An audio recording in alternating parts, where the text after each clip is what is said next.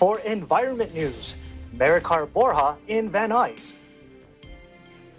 What to do with hazardous waste. For EBC Travel, Rafael Atigno in Panorama City. Orange County Fair opens with limited capacity, encourages to buy tickets in advance.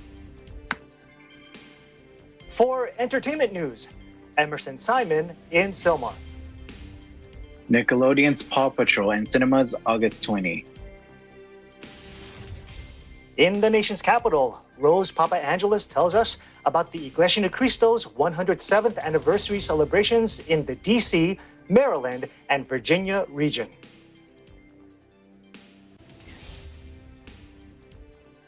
In Union Township, BO Chief Carlo Valdez reports about New Jersey Governor Phil Murphy signing into law free in-home nurse visits for new moms. Jane Kathleen Gregorio in Corpus Christi, Texas, reports about ZZ Top bass player Dusty Hill passing away at 72. For business news, Bobby Soriano tells us about Robinhood going public, Nikola's founder being indicted for fraud, and the U.S. economy officially surpassing pre-pandemic levels. Several stories for EBC Sports with EJ Gonzalez in Alexandria, Virginia. Plus, for our roundtable, it is National Cheesecake Day. So tonight, we get to talk about our favorite variety. Our coverage begins now. We start today with today's COVID-19 numbers. According to the Coronavirus Resource Center of Johns Hopkins University and Medicine, as of 6 p.m. Eastern Time, Thursday, July 29, 2021, the number of cases of COVID-19 reported worldwide is now over 196,377,000. Top three on the list of countries with recorded cases are the US at more than 34.7 million, India at more than 31.5 million, and Brazil at more than 19.7 million. This virus has now claimed more than 4,193,000 lives worldwide. Top three countries with the most number of COVID-19 related deaths are the US with over 611,000, Brazil with over 553,000, and India with over 422,000. Total vaccine doses administered worldwide are now at 4,452,142. For tonight's top story, commemoration of the Iglesia Ni Cristo Church of Christ's 107th anniversary continues. In the nation's capital and neighboring states, communities join the celebrations. Rose Papaangelis has the story.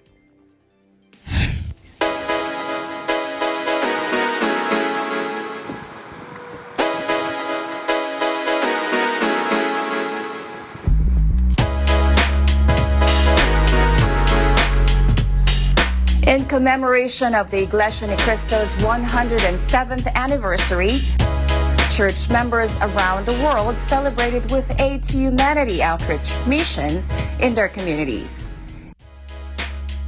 Here in the Washington, D.C., Maryland, and Virginia region, the congregations of Washington, D.C.,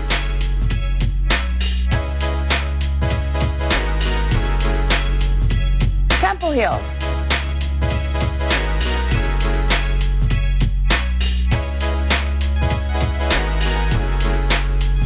Gaithersburg,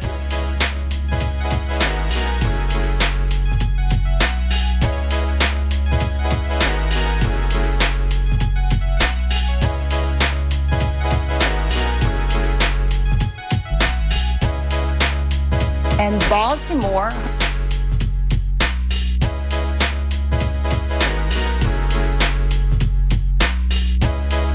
hosted an afternoon of faith sharing. Friendship,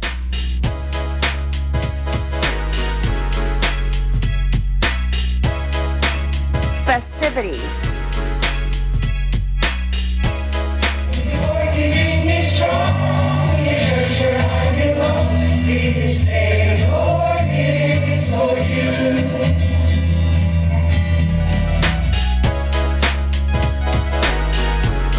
and goodwill.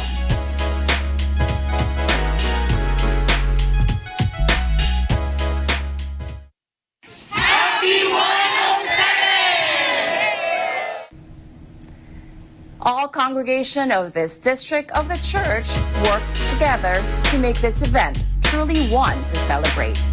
In Washington, D.C., Rose Papa Angeles, Eagle News, will live in interesting times. Thank you, Rose, and happy anniversary to the Iglesia Ni Cristo.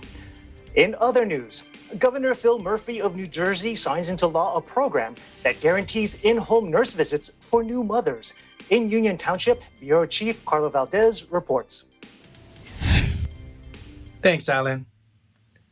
On Thursday, Governor Phil Murphy signed a legislation to better New Jersey's maternal and infant care. This bill demonstrates a statewide universal newborn home visitation program in the New Jersey Department of Children and Families. Here's Governor Murphy with some more details. Today, we take a huge step forward in making our state the safest in the nation to both have a child and to raise a child. And I'm proud in a few moments to sign into law a guarantee to every new parent in every community for up to 3 in-home visits by a registered nurse, with the first occurring by mandate within the first 2 weeks, regardless of where your zip code or income may lie. And again, there's only 2 states in the country that when I signed this bill have a law like this in place, Oregon, and I want to give a shout out to our friend Governor Kate Brown and her legislative colleagues, but New Jersey will be the strongest of its kind in the entire United States of America. It is the most comprehensive and most robust law for no cost home visits to new parents and babies anywhere in the country. And so not only are we ensuring these in-home visits for every parent and every newborn, including new adoptive and resource parents, but also to the parents who experienced a stillborn as well. And as for coronavirus stats and numbers, New Jersey reports of 1,017 new positive PCR tests, pushing the total to 905,428. Sadly, New Jersey is reporting 3 new confirmed deaths, pushing the total to 23,871 lives lost. In Union Township, New Jersey, Carlo Valdez, Eagle News, we live in interesting times. Back to you, Alan. Caring for parent and child. Thank you, Carlo. If you're an employee of the City of Los Angeles, you're now required to either provide your proof of COVID vaccination or a weekly negative test result. For more about this new mandate, Eagle News correspondent Joe Garcia joins us tonight. Thank you, Alan. Los Angeles moves to establish a new mandate requiring city employees to show proof of COVID-19 vaccination or a weekly negative test. This follows the state of California's recent declaration to enforce a standard policy requiring state workers and healthcare workers in high-risk locations to provide evidence of being fully vaccinated or submit to a weekly COVID-19 testing and display a negative result. This new state mandate will take effect on August 2nd. Governor Gavin Newsom has called out to local, county, and city governments to do the same. Los Angeles Mayor Eric Garcetti states, "The 4th wave is here." And the choice for Angelenos couldn't be clearer: get vaccinated or get COVID-19.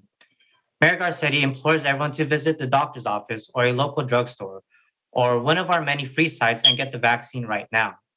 He says it can mean the difference between life and death for you or a loved one. He underscores the city's commitment to pursuing a full vaccine mandate. This mandate is a precursor to the city's larger goal to require vaccination for all city employees, pending approval of the Food and Drug Administration. This vaccine or weekly testing requirement arose when the infectious Delta variant began circulating throughout the county, city, and even the nation, which caused a major increase in COVID-19 cases and hospitalizations, especially among those not yet fully vaccinated. City Council Member President Nuri Martinez says Angelenos have stayed inside for over a year to protect themselves and others. It's safe to say that people are getting tired of putting their lives on hold to protect those who do not want to protect themselves by getting vaccinated. Martinez says for leaders to ask Angelenos to get vaccinated, they must set an example as the largest employer in the city of Los Angeles. This mandate, he implores, is the city doing its part. In Los Angeles, California, Joel Garcia, Eagle News, we live in interesting times. Back to you, Alan. Joel, walk us through about these new procedures, what they'll be like once this city policy takes effect. Yes, so this new mandate will hold the heads of every city department fully responsible to confirm and maintain records of their employees' vaccination status. They will then be required to turn in these reports to the city's personnel department. So each Los Angeles city employee needs to provide one of the two items, either proof of their full vaccination status or proof of a weekly negative COVID-19 test. Planning, preparations, and discussions are currently being done amongst the city's labor partners with regards to how to implement this testing plan. A lot is going on right now in the city level, and more updates will be given in the days and weeks to come. In the meantime, Los Angeles currently has over 800 vaccination locations throughout the city, wherein residents can be administered the vaccine free of charge, from drive-through sites to walk-ups and pop-up locations. And many of them are open late until 8 p.m. at night to make sure vaccinations are accessible to the working population. Alan? Joel, it's a National Cheesecake Day. And so without specifically telling us, we don't want to know just right now, without specifically telling us who you would give a slice of cheesecake to, if we're just going to ask, is that person either family or friend, what would your answer be? I would probably give it to a friend, and I will tell you why later. Okay, excellent. We can't wait to find out who the fortunate friend is that can expect some cheesecake from you. Joel, thank you for the report. Coming up, updates from our California team. Eagle News America continues.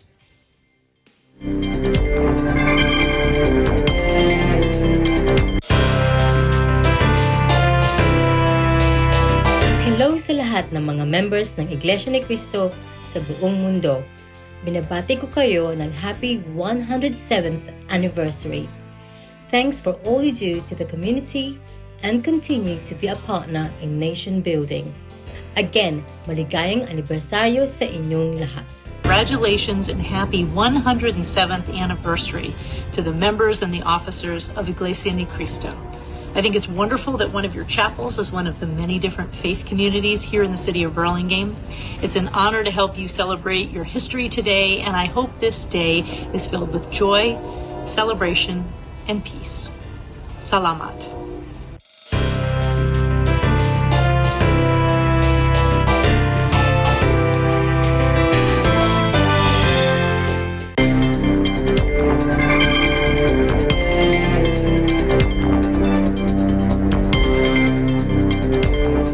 You're watching Eagle News America. I'm Alan Basoyahe in Los Angeles.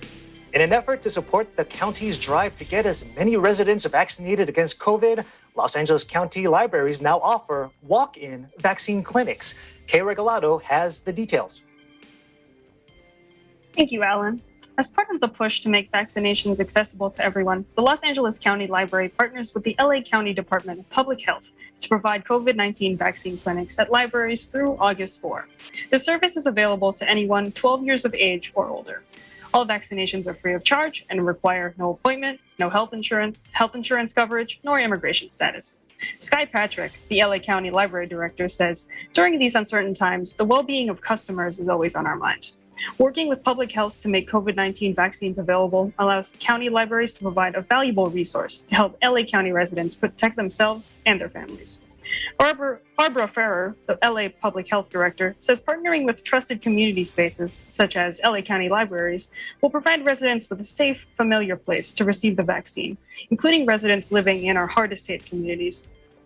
Public health records show that there are around 1.27 million confirmed COVID-19 cases in the county, with more than 24,000 reported deaths. With COVID-19 being highly contagious, especially with the circulating Delta variant, public health officials strongly advise that vaccinations will protect those receiving the shot, as well as decreasing the risk of family members, co-workers, and those in close contact. According to the county County Public Health Department, the COVID-19 vaccine is still the best solution to keeping an individual from becoming seriously affected by the coronavirus and decreasing the great impact on healthcare systems. In Woodland Hills, California, Kay Regalado, Eagle News. We live in interesting times. Back to you, Alan. Kay, will there be a choice as to the type of vaccine that they'll be able to receive, or is there a specific vaccine that LA County Library will offer at these vaccine clinics? Alan, the LA County Library will provide the Pfizer vaccine, as this is the only type of vaccine currently approved and authorized to be administered to individuals as young as 12 years old. Angelenos can receive the first dose of the Pfizer vaccine at selected county libraries and then will be scheduled for an appointment for the second dose to be administered after 3 weeks. At this time, there are 13 COVID-19 vaccine clinics at various county library locations, like Bell Gardens Library and Paramount Library, and the vaccination time frame ranges from 12 noon to 3 p.m. So, Angelenos and their children can walk in during these scheduled days and time periods to avail of these free vaccinations at our local libraries. A list of the scheduled days and times can be found at the LA County Library website. Back to you, Alan. Makes perfect sense, Kay, but you know what can be administered at any age is cheesecake. And so the question we want to pose to you, family or friend, again, don't tell us specifically who, but family or friend, who would get a slice of cheesecake from you? I think I would also say I would give a slice of cheesecake to a friend. All right, family has not yet made it on the scoreboard. We have 2 for friends. We'll talk to you in a little bit about what cheesecake, who's going to get a slice of cheesecake from you. Thank you, Kay. It's almost back to school time across the country, and in the LA Unified School District, full in-person instruction resumes this fall. What does this mean to students and parents? Eagle News correspondent Mylene Cusho reports. Thank you, Alan. The Los Angeles Unified School District, or LAUSD, welcomes back students next month to full in-person instruction for 2021 to 2022 school year. This will be on Monday, August 16. Megan Riley, the incoming interim superintendent, in her posted message to LAUSD family says, the most important piece to school return is the students. She says what makes Los Angeles Unified Schools so special is everyone who comes to campus each day, students, families, teachers, and staff. What does this mean to LAUSD students? Students from kindergarten to high school will return on campus and in person for normal and regular 5 days a week instructions and classes. The after-school program, Beyond the Bell, will also resume in-person activities from after school to 6 o'clock p.m. The look and feel of the return of school days will be the same as before the onset of the pandemic. School buses transporting students, recess and full access to school playground, school meals that are free to students, which include breakfast, lunch, and even dinner. These can be eaten at the cafeteria with their friends. After school programs, and even the return of school sports and athletic programs.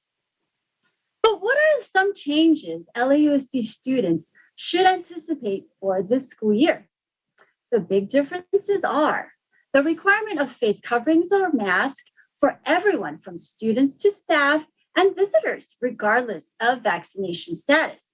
Physical distancing, daily health checks through completion of health screening questionnaires, and on-campus COVID-19 testing for all students and staff, regardless of vaccination status.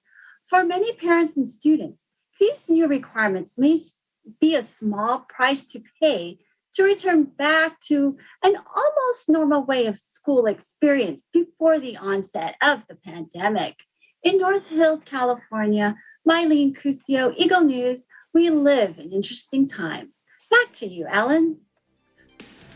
So, Mylene, does that mean distance online learning for children for this next new school year? Does that mean that it's no longer an option? Actually, Alan, the online school program is still available for parents to choose for their children to participate in as opposed to in-person instruction. This online program remains especially for parents and families who still have strong concerns about returning in person to school campus, including medical issues. This is an independent study program that will be conducted by City of Angels School. So the assigned teachers will not be the same as the designated LAUSD school. Parents and students opting to remain on virtual learning for the school year must register by tomorrow, July 30, for this online option through the LAUSD parent portal. Alan? Well, what might entice more students to come back to school is more cheesecake for lunch. Speaking of, we're going to pose the same question to you for National Cheesecake Day. Family or friend? If you had to give a slice of cheesecake, who would it be to? Family. Finally on the board with family. Excellent. We can't wait to hear who's the fortunate family member to get the slice of cheesecake. Thank you, Mylene, for that report. Oh. When we come back, environment, travel, and entertainment news. Eagle News America will be right back. Stay with us.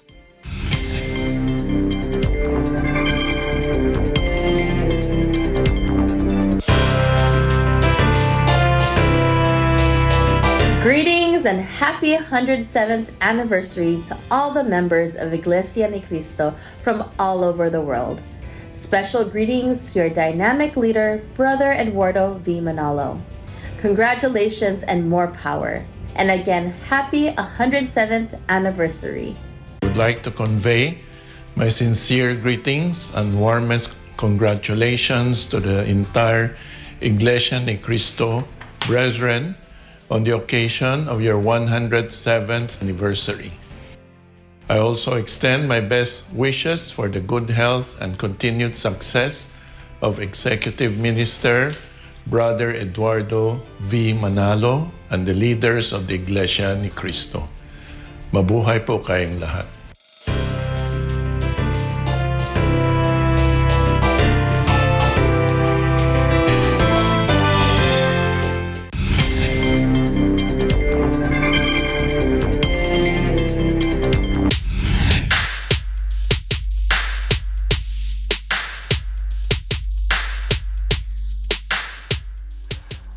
When it comes to disposing of our trash, it cannot be a mix and match, smorgasbord, nor an out-of-sight, out-of-mind approach. There are guidelines that need to be followed, especially if tossing away hazardous waste.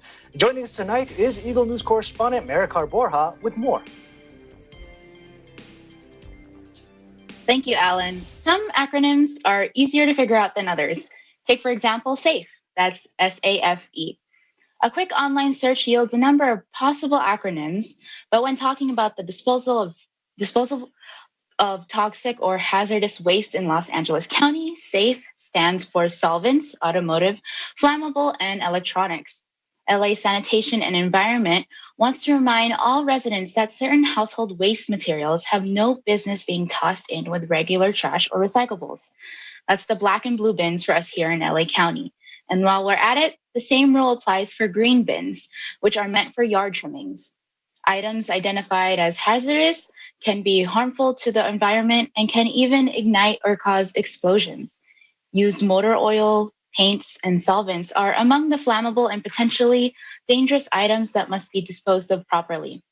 Even vapors that mix with air can set off fires. All it takes is a small spark.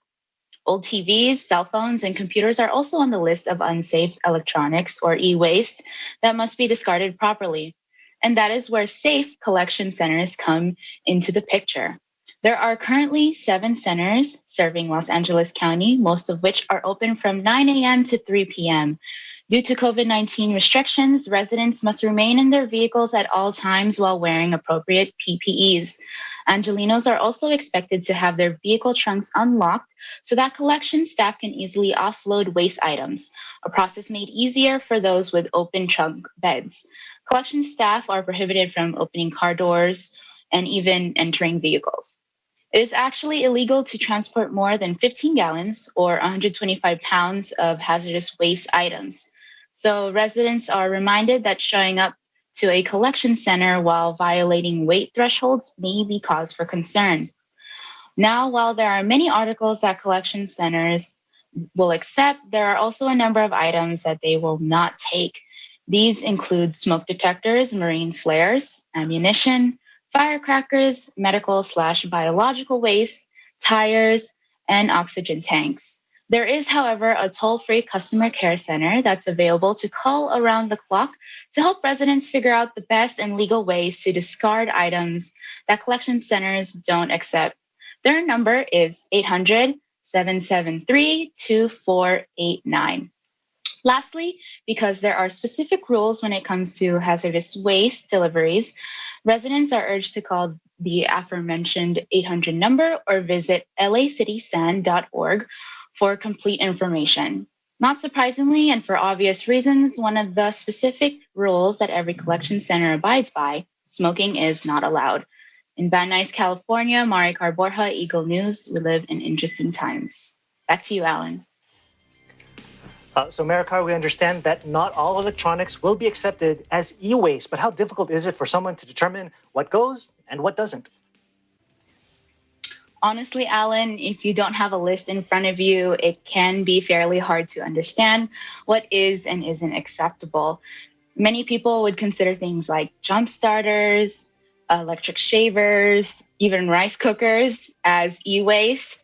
But guess what? They, along with a lot of other common items, don't really make the list. So if residents want to be sure, a phone call or visit to the LA sanitation website would probably be a good idea. Alan? Well, that's why I never throw away any rice cookers. But you know what's always safe, Maricar? Eating cheesecake, in moderation, of course. So the question to you is, choose family or friend, without telling us specifically who, family or friend, who would get a slice of cheesecake from you? Well, most of my family actually dislike cheesecake except for me. So if not myself, a friend.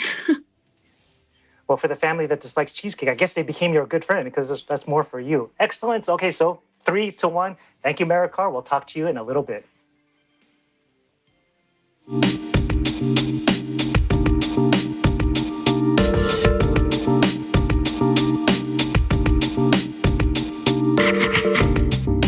Attention fair goers, you still have a chance to secure a spot at the Orange County Fair in Costa Mesa, California. Eagle News correspondent Rafaela Tigno tells us how to do that and what to expect at this year's fair. Thank you, Alan. Parents in Southern California looking for a place to spend some fun, quality, and interactive time together might want to consider adding a family trip to the Orange County Fair in Costa Mesa, California. While organizers of the Los Angeles County Fair at the Pomona Fairplex and Ventura County Fair at the Ventura County Fairgrounds have both canceled their events this year, the Orange County Fair opts to continue with its scheduled annual event and opens to the public. For the first time in the history of its 23 days annual event of the OC Fair has sold out tickets on the second day of its opening. There is limited daily capacity enforcement as part of the precautionary safety measures, requiring attendees to buy tickets in advance. The OC Fair will be open to the public until next month, with its last day on Sunday, August 15th. Families can expect to experience the same family-friendly, farm-fresh fun that the fair is known for. There are the usual carnival rides from the Galaxy Coaster to the circus train, as well as new rides like the Moonraker and Winky the Whale. There are the carnival games and the assortment of unique food experiences, from the giant baked potatoes to those delicious funnel cakes. But there are new food items to look forward to, like the chicken lumpia can with ice cream on top and hot Cheetos and cheeseburger combination. Sounds mouth-watering. With shopping, live entertainment every night, and the California Fresh exhibit of nutritional products, you can't go wrong in adding to the OC Fair in your plans this summer. perfect before kids head back to school this mid-August. In Panorama City, California, Rafaela Tigno, Eagle News. We live in interesting times. Back to you, Alan. Winky the Whale. I can't help but smile at that. Now, Rafaela, before folks head out to the OC County Fair, what are some things that the public should be aware of? Alan, the capacity at the OC Fair is topped at a daily maximum of 45,000 people, so everyone needs to purchase their tickets in advance and select the date of their actual visit. Please note that tickets are non-refundable and designated only for that specified date, so you will need to make sure that the entire family are available to go on that selected date. If you are unvaccinated, you will be required to wear face coverings at all indoor places. Tickets are $12 per person on weekdays, which are Wednesday and Thursdays, and $14 on weekends, which are Fridays, Saturdays, and Sundays. Seniors 60 years and above and children ages 6 to 12 years old are discounted at $7 per ticket, while children 5 years and below are admitted free. Parking is $10 per car and will only accept credit card payments. The fair open at 10 a.m. and closes on Sundays and Thursdays at 11 p.m. and on Fridays, Saturdays, and Sunday at midnight. Alan? Rafaela, you mentioned that there are also going to be nutritional foods there, and I can't think of anything more nutritional than cheesecake. So for you, if you had to bring either a family member or a friend to the OC Fair, which would you bring? I would probably bring my family. Excellent. All right. So I believe the score right now is 3-2. So family might be catching up. Thank you, Rafaela, for your report.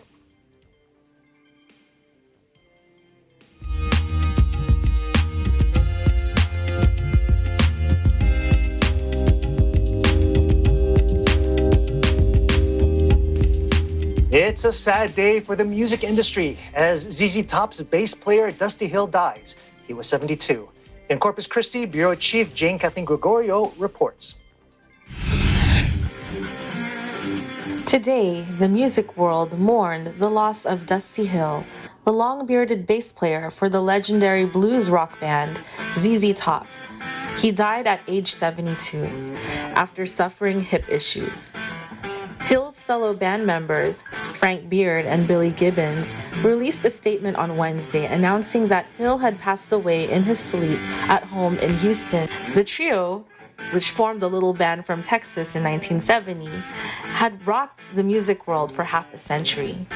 Prior to Hill's death, the band had currently been on tour through South Carolina, but on Friday announced that Hill would be leaving for a short break to address his hip issues in Houston. Hill was expected to return immediately. Hill's cause of death has yet to be confirmed, and funeral arrangements are yet to be announced. Here in Corpus Christi, local rock artists such as Electric Cedric and Cody Gonzalez from the Rockaholics shared their thoughts, paying tribute to this iconic artist. Wow! Who hasn't heard that riff? Hi, I'm Electric Cedric. Guitarist for Vince Van and the Outlaws, The Days, Cielo 69. Most people just call me Electric Cedric. I'm here to give accolades to one of the greatest bass players of all time, Mr. Dusty Hill. Been with ZZ Top since 1969. One of the longest running acts of all rock and roll history. These guys opened up for Jimi Hendrix. How about that? Guitar, bass, and drums. That's ZZ Top. 3-piece. I mean, who hasn't heard this riff?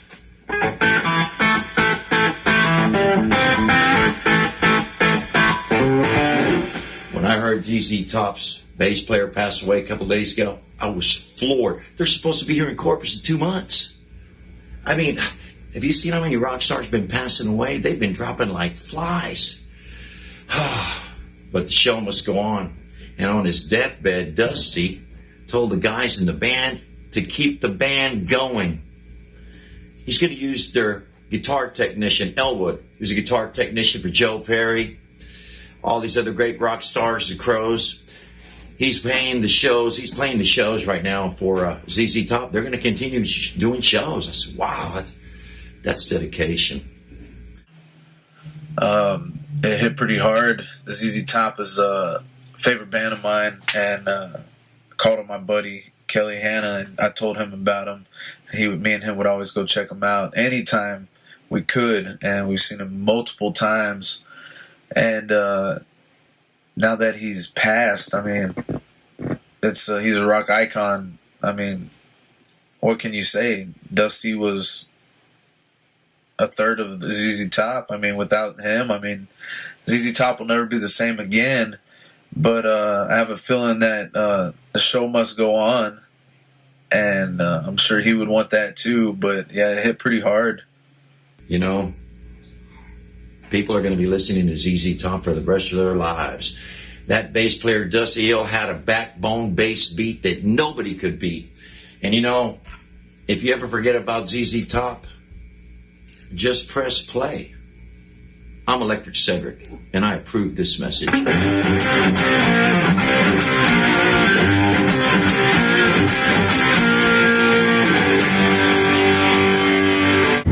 In Corpus Christi, Texas, I'm Jane Kathleen Gregorio, Eagle News. We live in interesting times. Thanks, Jane Kathleen. In other entertainment news, Nickelodeon's animated show Paw Patrol movie adaptation will be in cinemas on August 2. Emerson Simon has the story. Thank you, Alan. Paw Patrol is the latest Nickelodeon show to make its way to the big screen. In collaboration with Paramount Pictures and Spin Master Entertainment, the computer animated Nickelodeon show is hoped to bring in box office revenues by tapping into the series' popularity with kids and potentially drawing older viewers with the introduction of characters voiced by the likes of Tyler Perry, Jim Kimmel, Dax Shepard, and Kim Kardashian West. The ongoing story of Paw Patrol revolves around Ryder, a 10-year-old boy who leads a team of rescue puppies in training to help citizens in trouble. Each playful pup represents different types of workers and first responders. But not only do the canine heroes dress for the part, but they also use their specialized training to enact rescues in the sea, atop mountains, in the city, and just about anywhere else people need saving. In movie adaptation, Paw Patrol finds themselves headed for Adventure City, when newly elected Mayor Humdingers brews up disaster for residents. Jumping into the mix is a Dachshund Liberty, voiced by Marseille Martin, who teams up with the patrol to help fight against Humdinger's threat. Now, we use the word fight loosely because while the movie aims to deliver action and excitement, Paw Patrol has always been mindful of its young viewers, describing the series as not too scary show. Paw Patrol is G-rated and opens in theaters on August 20. In Summer, California, Emerson Simon, Eagle News. We live in interesting times. Back to you, Alan. Emerson, back in 2019, a live-action version of Dora the Explorer, another Nickelodeon show, played in theaters. How do you think Paw Patrol will do in comparison? It could do well, Alan. People are eager to get back to the movies, which might be even more true for those with kids and have been forced to mostly stay at home for the past year. I also think that the tongue-in-cheek humor of this film is cute, and as long as adults don't take themselves too seriously, they may just find the kid in them will actually enjoy the movie. Alan. Well, Emerson, if puppies aren't available, cheesecake could always come to the rescue. And so we're going to ask you that question. Family or friend, who would get a slice of cheesecake from you? I'm a little bit selfish with cheesecake, so maybe a friend who's pretty worthy enough. Okay, maybe they'll share with you. All right, Emerson, thanks for that report. Thank you. Coming up, business news, ABC Sports, and tonight's roundtable about National Cheesecake Day. Stay with us.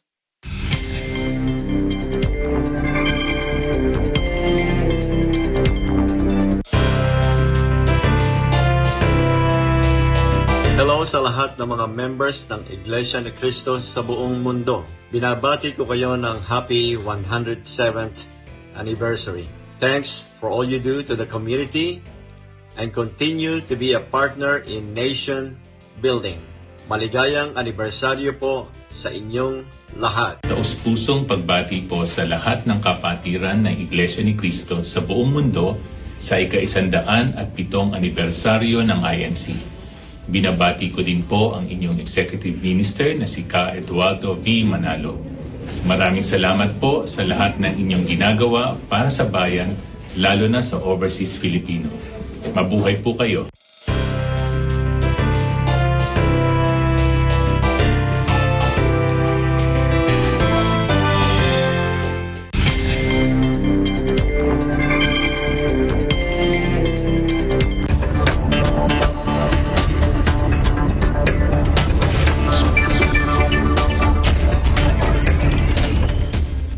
Several stories from our business desk tonight. Bobby Soriano files this report. Good evening. U.S. markets have closed. Here are your latest business headlines. Online investment platform Robinhood held its debut on the public markets today as it looks to raise funding and continue its mission to democratize finance for all. The company has become the darling of the retail investor world, with the investment app allowing for an easy sign-up process with small balance requirements and commission-free trades. Many more established online brokerage firms have attempted to mimic their success to bring in a new, younger customer base to the financial industry. Robinhood began trading under the ticker symbol HOOD on the NASDAQ, and as a thank you to its customer base, has set aside up to 35% of the shares under its IPO for sale to its own users, an unusually high percentage as initial public offerings tend to be mostly reserved for large institutional investors before having shares allocated to the public. The company hopes to capitalize on its brand recognition over the past year, as many users joined during the pandemic to generate supplemental or replacement income for lost wages and employment. The firm had $81 billion in assets under its custody at the end of March of this year, up from $14.2 billion at the end of 2019. Shares of Robinhood on its first day of trading closed at just under $35 a share. U.S. prosecutors have charged Nikola founder and former executive chairman Trevor Milton with defrauding investors over false claims about the company's electric vehicles, according to an indictment released Thursday. Milton, who is charged with 3 counts of fraud, had resigned from Nikola in September of 2020. But before his resignation had allegedly claimed to investors that the company had built a, quote, full-functioning semi-truck prototype when he knew that the prototype was inoperable, according to the indictment. Prosecutors contend in the indictment that due to these false statements, shareholders suffered tens and even hundreds of thousands of dollars in losses, including, in certain cases, the loss of their retirement savings or funds that they had borrowed to invest in Nikola. Milton was seen as the next Elon Musk in September of 2020 when the company announced a partnership with General Motors to bring electric vehicles to the commercial trucking space. However, 2 days after the GM deal was announced, Hindenburg Research published a report accusing the startup of intricate fraud based on multiple lies by Milton. Milton left the company later that month, and GM terminated the transaction to take a stake in Nikola in late November. The company today has said in securities filings it is cooperating with the Justice Department investigation as it attempts to distance itself from the actions of its founder. Shares of Nikola slumped to $12.60 a share during the trading session today, down almost 60% from this time a year ago. The U.S. economy has officially surpassed its pre-pandemic size, but economists remain cautious about its progress moving forward. According to government data released today, the economy expanded 6.5% annualized to $19.4 trillion in the second quarter of this year, which would put the country's GDP above its fourth quarter 2019 level. 2020 saw GDP levels shrink 3.5%, which was the country's worst collapse since records began in 1946. Massive government spending authorized by Congress in the form of stimulus programs and loans, as well as unprecedented asset purchasing by the Federal Reserve, will combine to become a powerful booster shot to the economy and predictions of 7% growth by the end of this year, according to the IMF. Pent-up consumer spending left over from the pandemic has accelerated the growth in recent months. However, economists are worried about the possible effect of the Delta variant on businesses, as well as the ending of many government support programs this coming quarter. The Federal Reserve appears to share the same sentiment of concern, as Chairman Jerome Powell made no mention of when the asset purchasing by the Fed will begin to taper after yesterday's FOMC meeting. Turning to today's other economic numbers, jobless claims for the week ending July 24 were down from the previous week's slight uptick, and unemployment continues to hover around 5.9% for the nation. All U.S. major indices were in the green today at or near record highs, as the markets continue to be powered by strong earnings results. Reporting from New York, Bobby Soriano, Eagle News, we live in interesting times.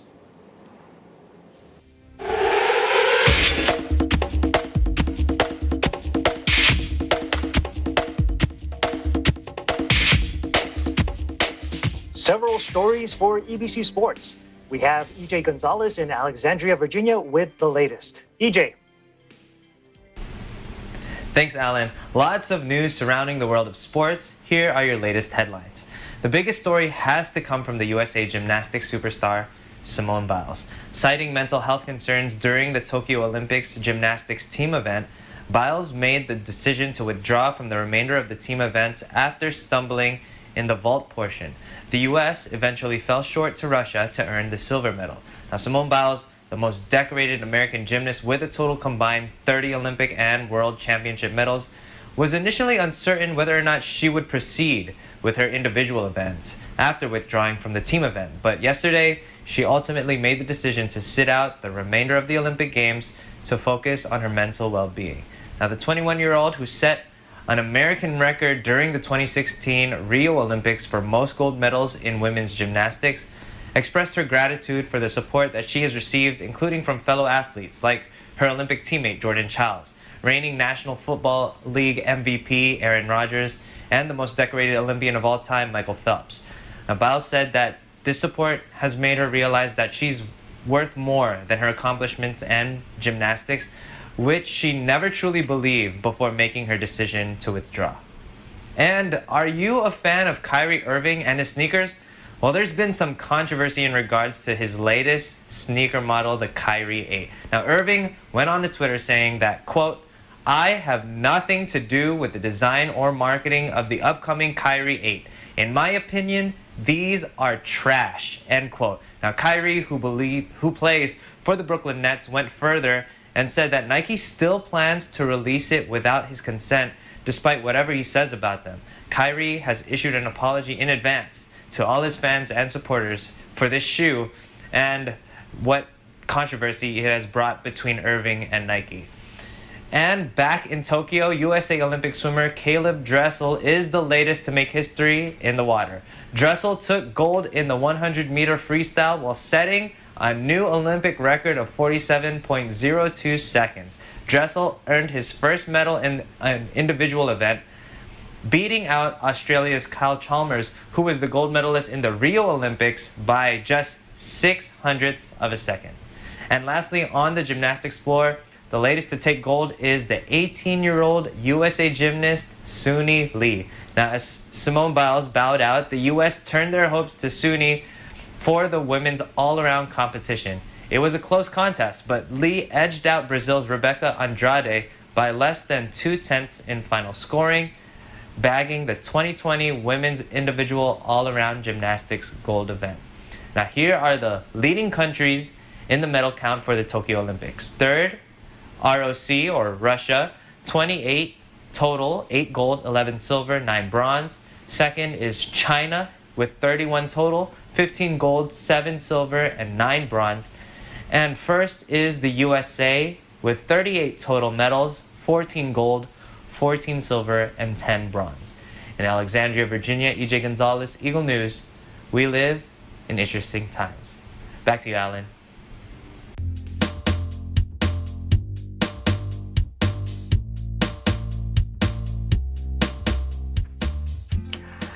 July 30 is National Cheesecake Day. And what we want to do for this very sweet topic is to bring back our Eagle News team to talk to them a little bit about their cheesecake choice. Now, we all know that we asked them who they would give a slice of cheesecake to, either family or friends. We'll ask them that in a little bit. But first, we want to ask, what's one of their favorite cheesecake flavors to eat? I will start off.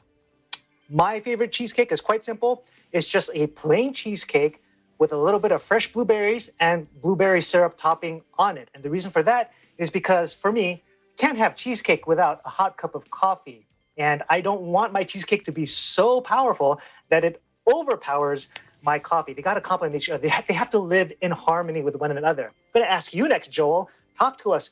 What cheesecake do you like to eat? I'm actually not a big fan of cheesecake. However, the cheesecake I would choose would probably be a red velvet cheesecake, just because it's a popular choice.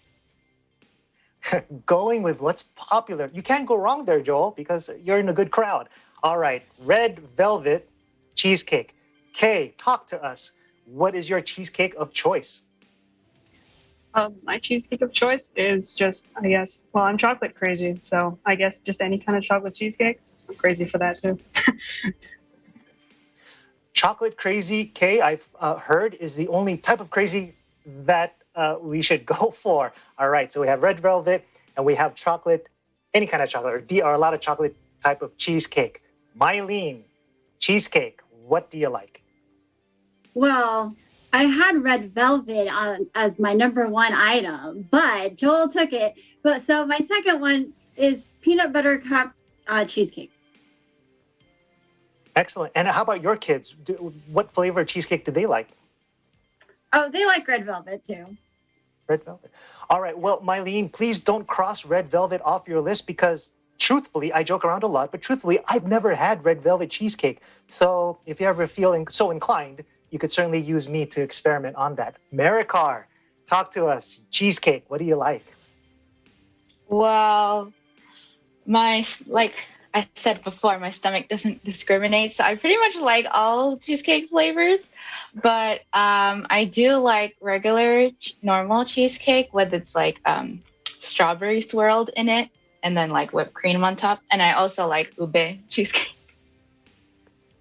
Excellent. So you're a cheesecake for every season. Marikar, before I move on, let me ask you, do you like, I like coffee. I like hot coffee with cheesecake. Do you like anything to accompany your cheesecake?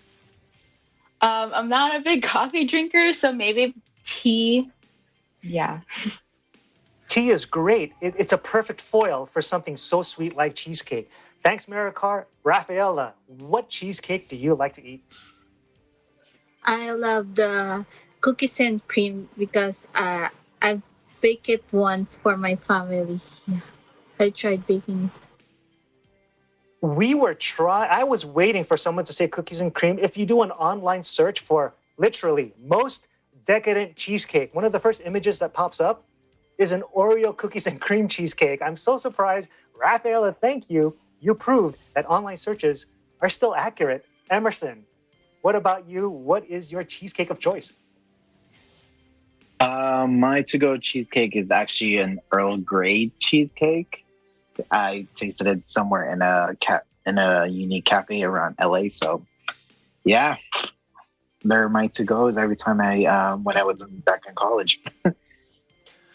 What a delicious oddity, at least for me. I've never heard of it. And so Marikar says she likes tea. Is tea something you would drink with a tea cheesecake? Absolutely.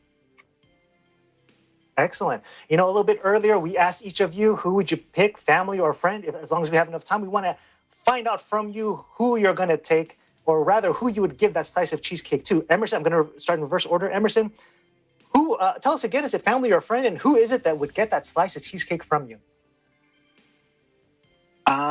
It would be one of my childhood friends, I believe. One of my childhood friends is Jamila. Back in the, where I usually was. So yeah, Jamila. Well, congratulations to your friend. A little tea and tea cheesecake for you, Rafaela. All right. I think you said family. we had very few vote for family, but I think you said family. Who would get that slice of cheesecake from you? Of course, my sisters. That is so swell. Your sisters must just love you even more now. Okay, so cheesecake can be expected from siblings. Maricar, cheesecake, who gets it?